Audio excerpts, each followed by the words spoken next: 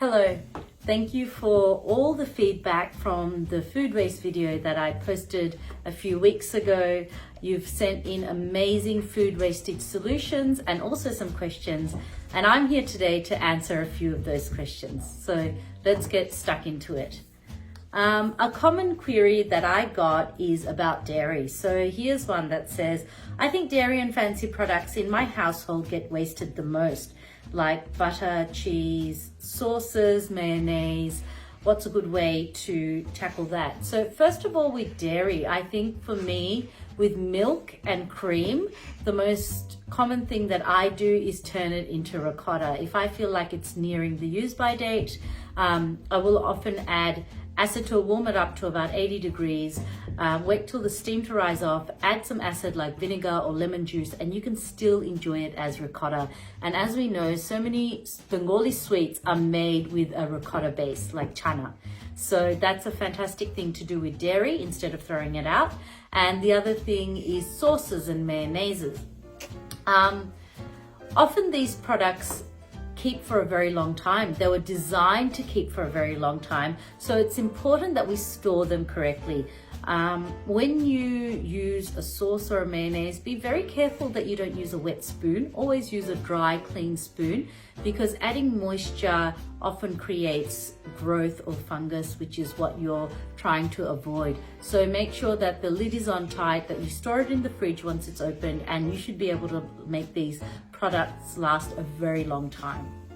So the next question I have here is, bread gets wasted a lot, especially with kids. They never seem to eat the crust. So many mamas throw them out. Yep, I absolutely agree, but we don't need to throw out bread.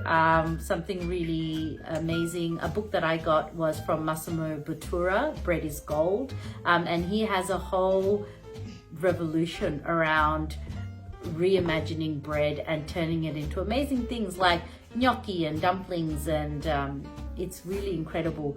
But you don't even have to go that far. Something you can do with stale bread that often is too hard to eat is you can just put it in a low oven for a long time, so about 100 degrees for a couple of hours, and really dry out the bread. It makes amazing croutons that you can add to soup. You just need to add an element like olive oil or butter. Or you can grate it down and turn it into breadcrumbs. Like, you can blitz it up or grate it down. And I think that's the best way to use stale bread. There are so many applications. So get your hands on Massimo Bottura's book, or try and dry out your bread. Use it as a breadcrumb or a bruschetta or croutons. I have another one here that says, I buy bananas for the week and throw away the ones that start to overripe. Now, how do I deal with this? This is a great one, because I think bananas just are great for the base in so many things. I have some bananas here. As you can see, when they get to about this stage, they're still okay to eat, but my kids would not eat them. So what I do is I like to freeze my bananas. The best way to do that is I like to peel them. So get the skins off and all the little veins that come off as well. And I put it into a Snap-Lock bag. So you want to peel the banana, get it into a Snap-Lock bag. Let me just do the other one. And then label it. So once my bananas are frozen, I use them as the base for smoothies, sorbets. They're excellent in baking as well. So there's just so much you can do. So if your kids aren't going to eat these bananas, or if you feel like, no, they're a little bit overripe, they're great to bake with or make all sorts of desserts with, but also just to stick in a blender with some ice and make a really, really great soup, smoothie, or any sort of frozen desserts. So you've got that space for labeling here. This is how you should store your bananas, and they last for months. So definitely don't throw away overripe bananas. The next one here I have is, I order food at a restaurant and I don't enjoy cooking at home, but the order portions exceed my consumption capacity and I often have to throw out food. Yeah, this is a really hard one to tackle. I think especially when I was living in Dhaka, what I used to do is take that food home and ask that food to be put into a doggy bag and pass it on to someone who wants it or needs it. Obviously you can eat leftovers the next day, but this is a great way of a great system where I used to give away the food to someone who wanted the food. So a question I get asked a lot is that sometimes we cook in bulk and then food gets wasted. We try and reduce our portions, but we don't know what to do. Absolutely understandable. I think that's a problem that a lot of people have, cooking in bigger portions. It's something that I do as well.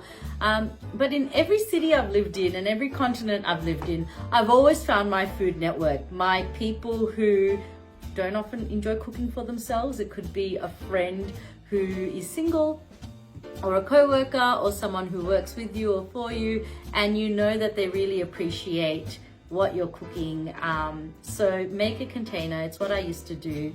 I would cook at home and often bring that food and share with family, friends, co-workers, and pass that on and make that a regular habit, or know someone in your life who appreciates that meal that you cook for them.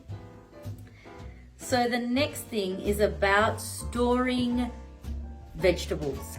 Storing vegetables, you want to do it without all your plastic wrapping. Keep it in a cool, dry place. Obviously, they last longer in the fridge, so store your vegetables correctly. I'm going to give you a quick tip on how to store herbs, which is a very, very common question that I get. So for me, I store my herbs, which makes them go a little bit longer, between 2 sheets of kitchen towel.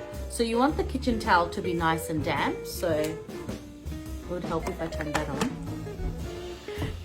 So you want the kitchen towel to be nice and damp, and this is just going to keep your herbs fresh and cold. And as you can see, this has been about over a week now I've gotten these herbs. I did buy way too much, but yeah, they're nice and fresh and green, and you just want to make sure that you clean your herbs, wash them, pick out any of the scraggly bits, and just keep them nice and fresh in your fridge. They do go a long way. And if you feel like your herbs are getting a little bit dry or brown, I would suggest make yourself a nice pesto, a salsa, use it all up, but please don't throw away your herbs.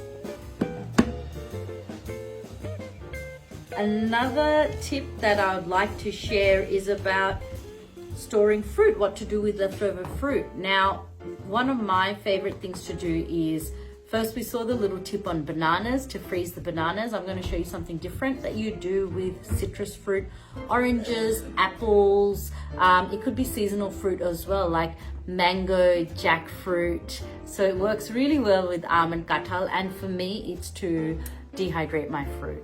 This is just a way to make your fruit last longer.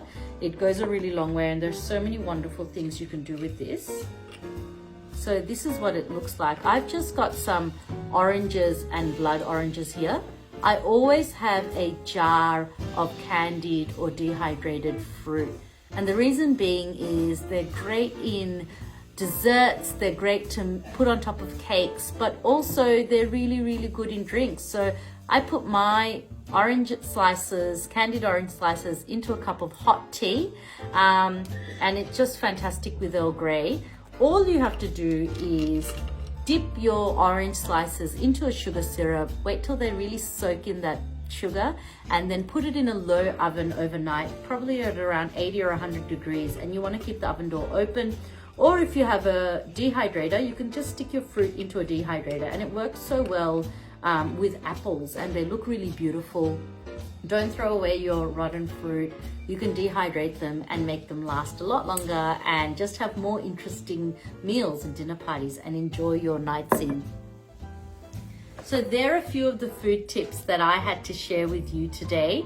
If there's anything more, send me a message, reply to this video, share the hashtag #StopTheWaste. And I think altogether, if we really put our creative food minds to it, we can find inventive ways to bring down food wastage and really stop the waste.